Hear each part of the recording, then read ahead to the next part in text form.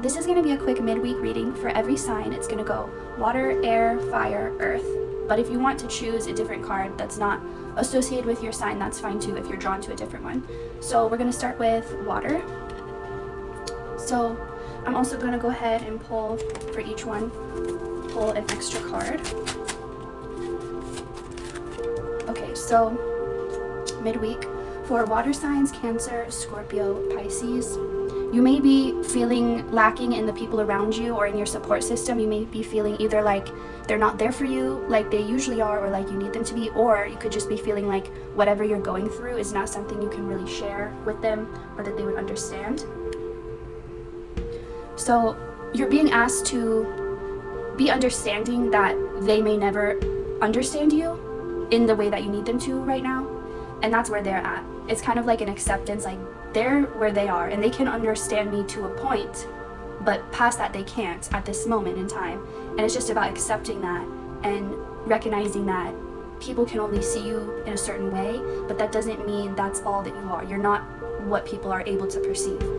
You're so much more. But if you identify with what people are able to perceive in you, you're never gonna be open to the fullness of who you are. So this is about accepting that it's okay if people don't understand as much as you want them to. It's okay if they don't understand you. You can still be certain and strong and sure of yourself.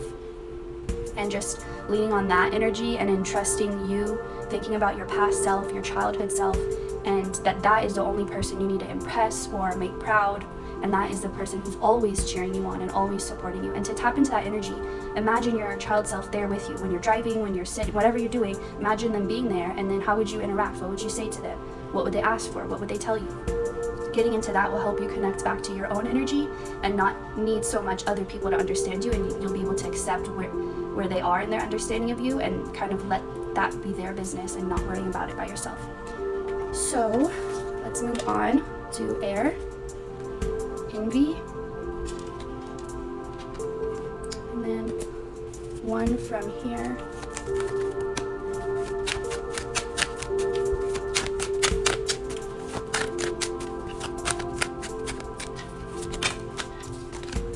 Just one. Okay. Air signs, Aquarius, Libra, Gemini. The midweek advice for you is you're at a point where the only way forward is to let go of this comparison that you have. You've really kind of dug a hole for yourself, comparing yourself in your life to someone else or something else. And it could be a specific person or a specific thing you always compare yourself to. And it's something that, from your perspective and from the way you feel about it, you'll never reach that level. So it's kind of like a hopeless endeavor that you've chosen. And so of course you're getting disappointed. So this is asking you to detach, and it's up to you. You may feel resistance or anger at this message, but this is really just saying the only way through this energy is to let go of the comparison and to just stop trying to compare yourself, because you're not ever, it's like the more you do that, it's going to lead nowhere. Like it's useless. It's just a waste of your life force energy. And you have to stop that before you can start the new way of thinking. So you can't just start something new without closing this out. So you have to stop doing this. It's like, even if you're working hard to make money, for example, if you still have really bad spending habits, it doesn't matter if you make more, you're just gonna spend all of that as well. So you have to fix this first before, it's like you're trying to move on to the next thing before closing this up. You can't do that. You can't cut corners or skip or anything like that. There's not a shortcut out of this. You have to go through it. So that is your message. Now, fire signs, Aries, Leo, Sagittarius. And then we're gonna get one from here.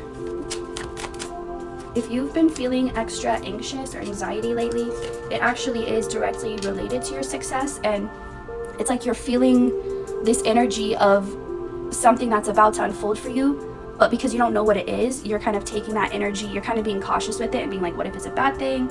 And feeling kind of anxious because of that, because you don't know what it is yet, it's unclear. But this is saying that it's just because of how big it is. Like you can sense something very big coming, but it's not bad. It's just that's what your mind goes to be in a protective way. But you don't need to be protective anymore. Your mind doesn't need to be protective anymore. You can fully trust, and fully trusting right now is going to alleviate that anxiety and let you show up for whatever this thing is that's so big that the energy is overpowering and overwhelming right now. So just make sure you don't think of it as, like, don't move forward in this anxious energy. Just trust it and let go of the unknowns, and just know that you don't have to be on the defense anymore. There's nothing hostile or attacking towards you right now. Okay, Earth, Taurus, Virgo, Capricorn, carrying connections, and one to go with, Five of Swords. So if you are not in a relationship, then whatever you've been going through as far as challenges or things you've overcome or had to face as of recently, the last year, the last couple of years, these were all things that you signed up for the relationship experience where these were already taken care of.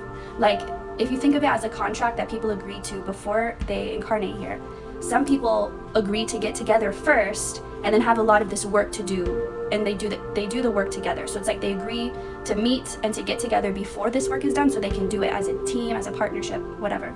Others choose that they don't want to work on those things in a relationship.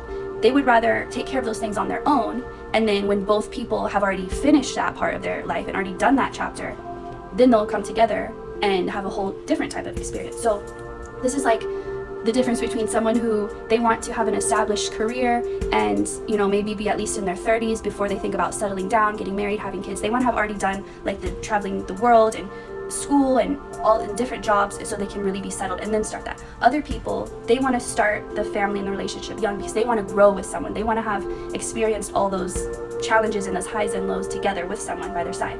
So, and that doesn't have to specifically relate to your situation. I'm just saying, for example, you and this person who's going to enter your life, and this is for singles, you guys both chose to have overcome a certain amount of things before you met. That's why you had to do that.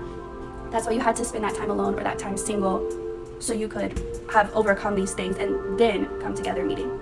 And if you are in a relationship, then know that whatever challenges you guys have been facing, it's okay. Even if your relationship almost ended or got really, really rocky, just know these things are helping you to have a stronger connection and helping you to learn about deeper parts of each other and deeper parts of yourself.